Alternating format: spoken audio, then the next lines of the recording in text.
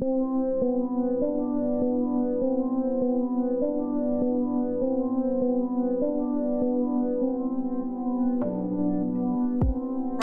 live from the catacombs, this is The Monstrous Feminine, the podcast where horrible humans talk about horror. My name is Zeba, and I'm joined by my philosopher's stone, Mila. And this is our last episode covering horror centered around claustrophobia. We're talking about the 2014 American horror film As Above, So Below, directed by John Erick Dowdle. If you would like to hear one more bonus episode on this theme, head over to our Patreon and pledge. Before we get into this film, go ahead and follow us on Spotify, YouTube, or the Apple Podcast app. You can find all of our links on our Instagram at The Monstrous Feminine Podcast.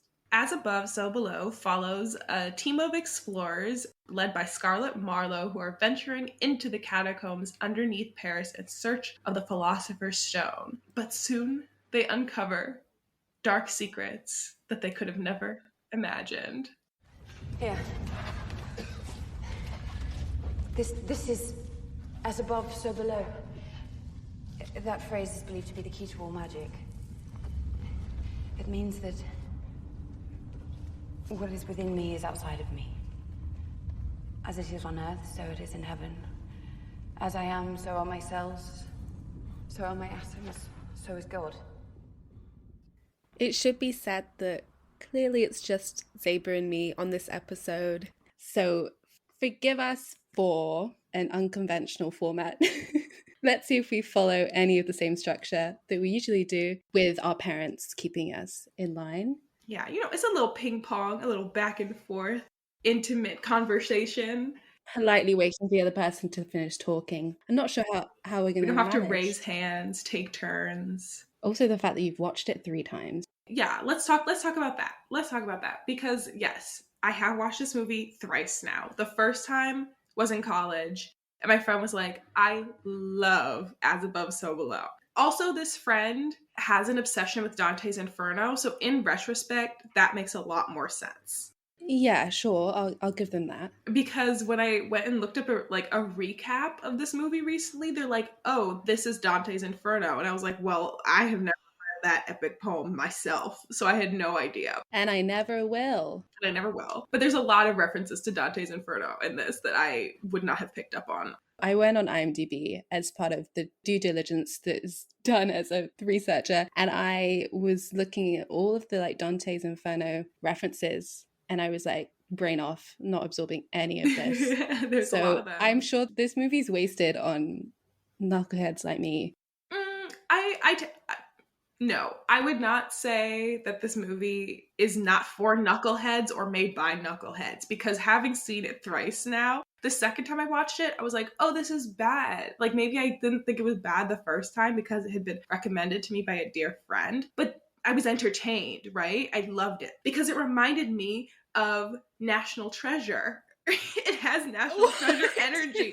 The way they be connecting things. Yes, at one point she's deciphering the Latin and she's translating it into English, and the prophecy rhymes in English. Explain that to me. I don't think it needs any explanation. There's constant moments where the math simply doesn't math, and we just have to suspend our disbelief. She's speaking Aramaic and wiping down a stone that she definitely shouldn't be touching. And she's like, the emerald tablet. And then next thing you know, they're turning it 60 degrees. It's very National Treasure-esque. And so I love it. There's a general lack of respect for artifacts in this film, which, listen, I'm no archaeologist, but this doesn't seem right. Do you remember that time that Jennifer Lawrence rubbed her butt on a sacred rock in Hawaii? Everything this woman did had that energy. I'm like, you got no respect for nothing. From the first adventure she went on.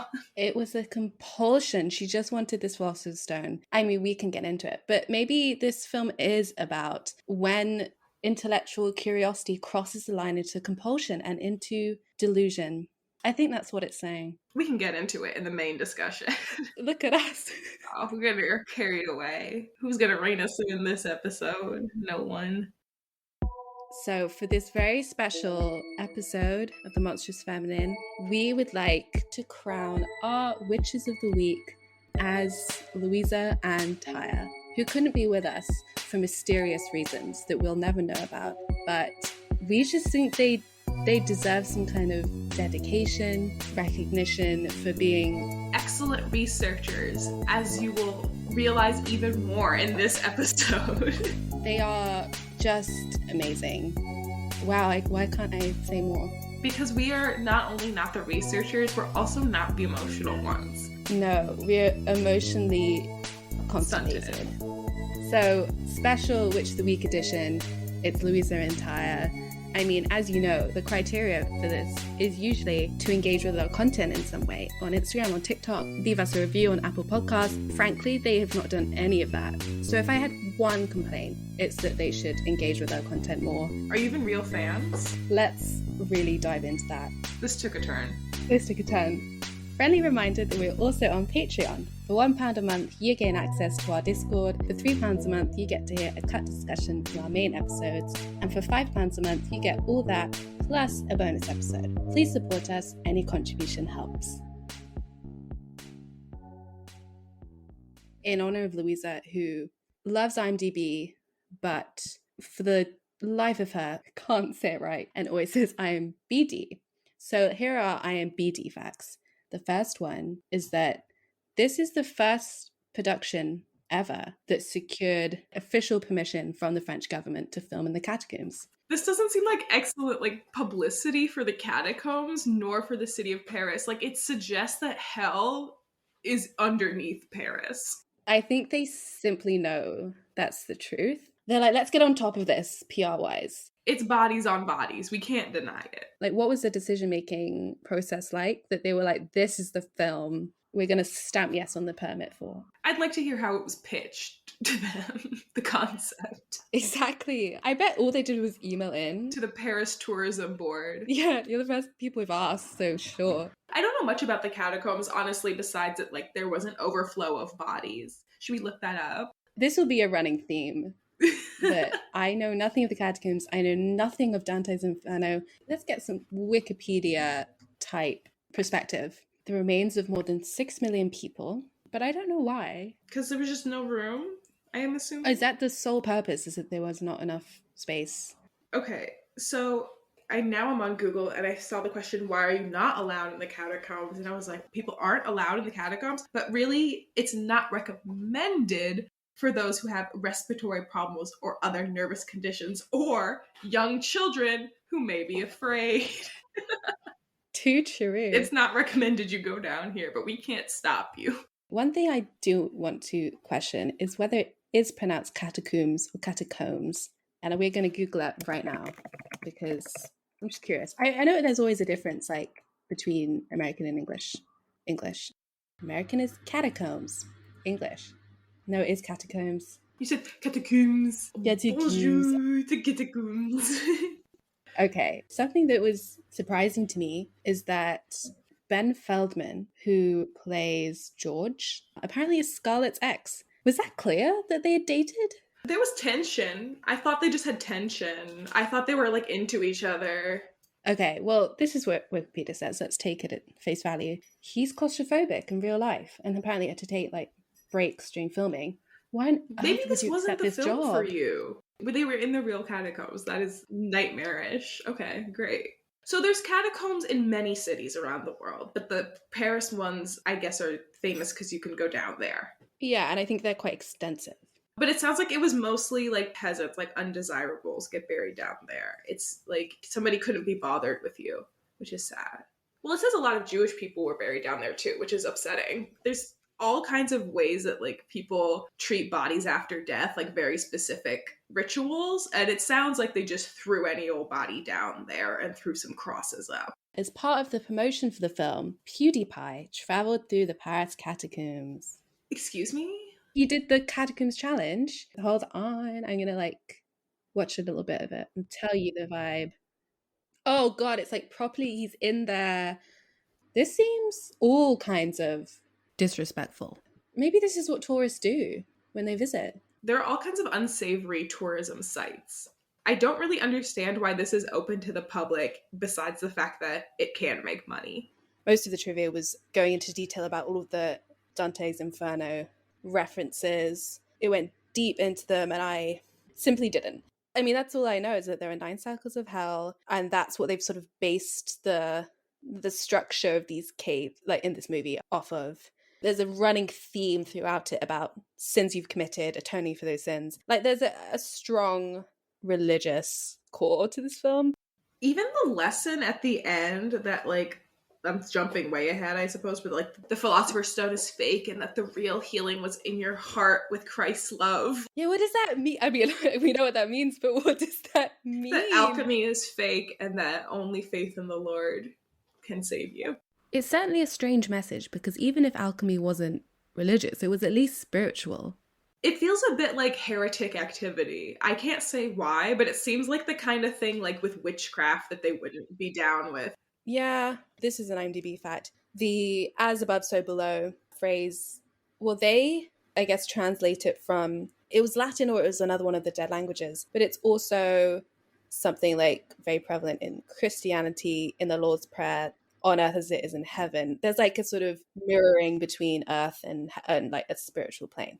So there's also that part of the film that I don't remember being like, oh, that's the title. I also didn't pick up on what all of their sins that they were like being punished for were, right? Like, okay, the car incident with like you didn't save people in the car, that's clear. So Scarlett, she's just like, well, her sin was stealing the Philosopher's Stone, which turned out to be fake, but her like sin was stealing it in the first place and being just like generally a ratty thief, like of all kinds of things. But then I read online that it was suggested that Benji was like an abusive husband or father or something, or neglectful. I did not pick up on that. And that is why he was being punished. And I was like, wow, I completely missed that because I just felt bad for him the whole time. Like, he was the first to get stuck. And from that point onward, kind of just kept taking L's. His hand comes off. They said, we're not going to kill the black guy first. We are simply going to torture him throughout the whole film. Well, until he dies. R.I.P. You know, when we were talking about Saw, how broad their range of sin and like punishable acts were. But that's also like kind of how the Bible is. Correct me if I'm wrong. Like, I feel like sins are considered equal where they perhaps need not be. If we think about the 10 Commandments, there's like a certain priority to what you shouldn't do. But none of them like murdered anybody. Like, some of them were like, a lot of these were like sins of neglect. It's manslaughter then. Yeah. And I'm sure that Satan has a good grips of the legal system. Do you think that the creature in the chair was Satan? When I was watching it, I was just like, that's just an oogie boogie man. Which I guess that's what Satan is. Yeah, that's really not how I imagined hell, but this is almost like worse than hell. Like, I imagined more activity going on. A bit more buzz, more community. Yeah, right. Like, I thought it would be like constant torture. I also didn't know that purgatory was for like everybody who technically didn't do anything wrong but isn't Christian. I learned so much. I'm like, that's fucked up. You admit they didn't do anything sinful. What was the name of the guy who got lost? I think his name is Latop. I was under the impression that he died in there and was stuck in hell, and that whatever specter they found was his ghost that is just there now. Because there's no way he would have survived. He's in limbo. It doesn't make any sense. Yeah, I think he's in limbo. I guess he's rightfully angry forever that they didn't come looking for him. But I actually would not have gone looking. I would have assumed you were dead, and you were dead. I don't understand totally how they got out. I guess they just went backwards through the rings. I think it's supposed to be this kind of leap of faith, which again adds to this very, very strong Christian message of accepting the Lord into your heart. I don't know if my favorite horror movies always include that. No, theme. It's kind of surprising. As I'm sure we're all shocked by, this film didn't get the best reviews by film critics. But something I noticed between two, so it was Don K., the Den of Geek, who said, it's also in the second half of the film where the personal cameras become actively irritating. As the characters begin running and scrambling frantically through the tunnels, the footage becomes increasingly shakier and harder to watch. When it's not turning almost deliberately during one sequence into something resembling a first-person shooter game, complete with speedrun. And then Simon Abrams for Roger Ebert said something similar. You actually won't find fault with a generic need to see and do things that normal, semi-intelligent people know not to, like take the hood off of a hanged man's face. It's a bad idea, but not an offensive decision in a film that sometimes feels like a series of video game cutscenes you cannot fast forward through. There's a like takedown by both of these film critics of the film in that they compare it to video games. I understand like where they're coming from. Obviously that like found footage POV style can feel like a shooter game. What year did this movie come out? I'm trying to think if there were like particularly bad POV, like first person shooter games that came out. 2014. Okay, so like COD was big.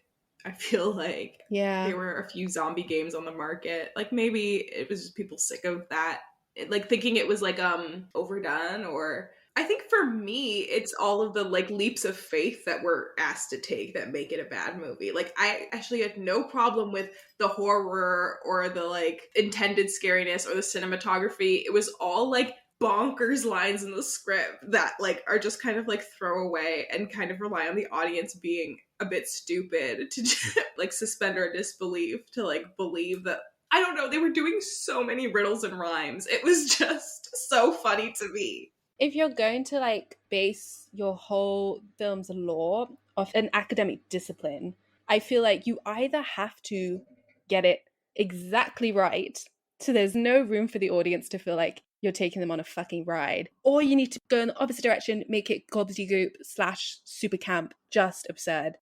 And they went smack bang in the middle. They were doing some of those like calculations so quickly. At one point there was that booby trap that was timed and the walls were closing in, and she had to like count the number of tiles and like do a quick equation. I kind of lived for those. Like once I decided to stop being upset that everything didn't make any sense, I had a great time.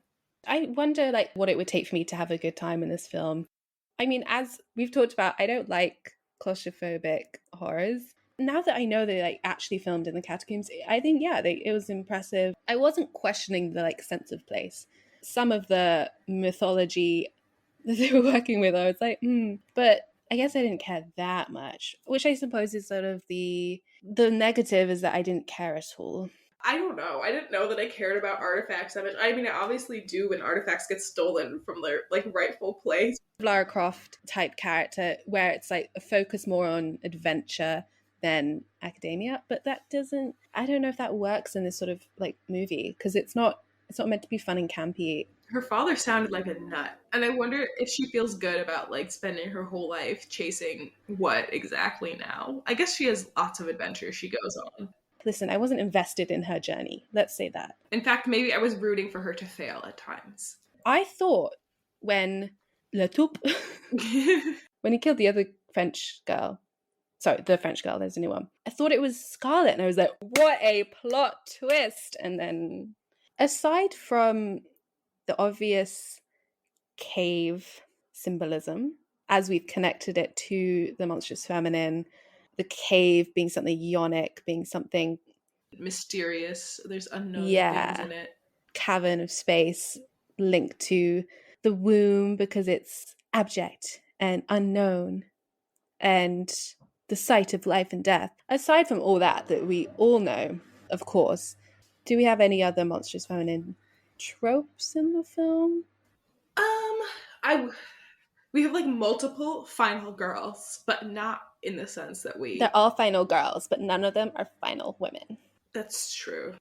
There is a sense that they've been like reborn as they come out. That's so true. Maybe that's like as far as the monstrous feminine yonic imagery goes. She's a little girl bossy, but like so she has so much what they call hamartia. She has so much like of a fatal flaw that like she is the protagonist. She's almost like an anti-hero. They don't really give her motivation that an audience would really give a shit about.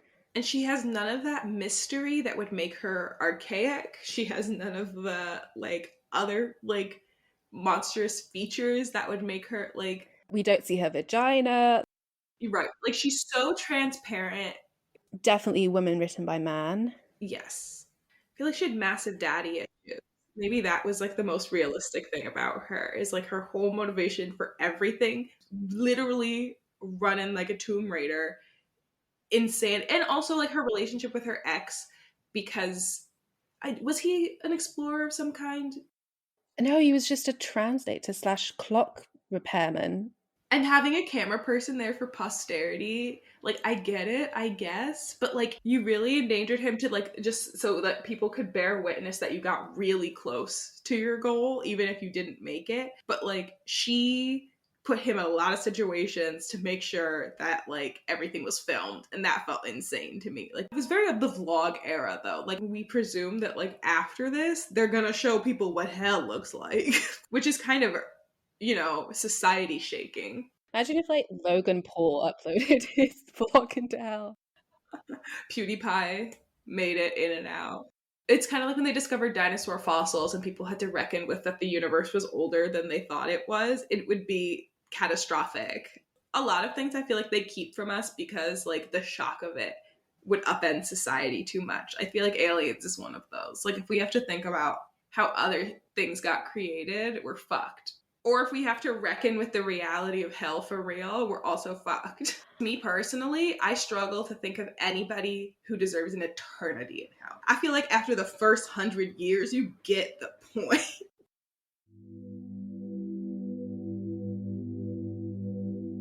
Thank you for listening to The Monstrous Feminine. Be sure to follow us on Instagram, SoundCloud, and Spotify at The Monstrous Feminine Podcast, and on Twitter at The MonFemPod. Subscribe to our YouTube channel, rate and review us on Apple Podcasts and Spotify, and follow us on TikTok at The Monstrous Feminine Pod for podcast clips and more fun. Brooms up, witches out.